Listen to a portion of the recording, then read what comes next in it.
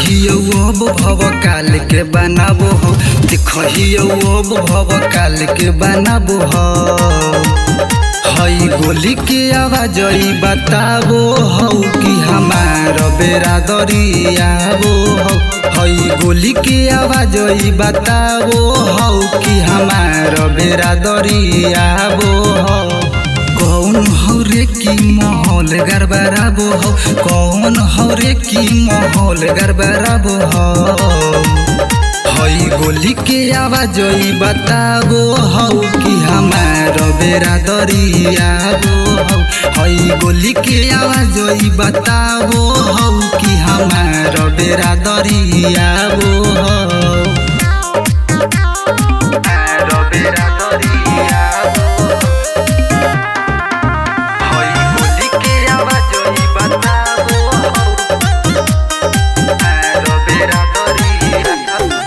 गेलौ सुधर जे भी करलौ हपाला, असही हमार जाता बिरना कहाला। झीले में कटेला जिकर जवानी, उरांगादार रानी होले खानादानी। लेके राई फल आज कल चमकाबो हो, लेके राई फल आज कल चमकाबो हो। हई गोली के आवाज बताबो हो कि हमार बेरादरी आबो हो। हई गोली के आवाज बताबो हो कि हमार बेरादरी आबो हो।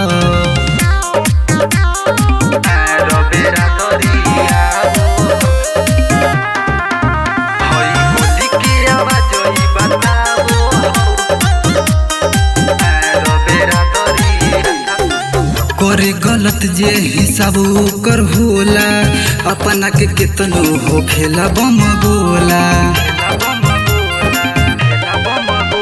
मनोहर राजाई कोहेला सही, दही के रही में देवेला मोही। शेर के अनेर में कौन धमकाबो हो, शेर के अनेर में कौन धमकाबो हो। हई गोली के आवाज बताबो हो कि हमार बेरादरी आबो हो। हई गोली के आवाज बताबो हो कि हमार बेरादरी आबो हो। राजा जी रिकॉर्डिंग स्टूडियो, पहाड़पुर, राघोपुर, वैशाली।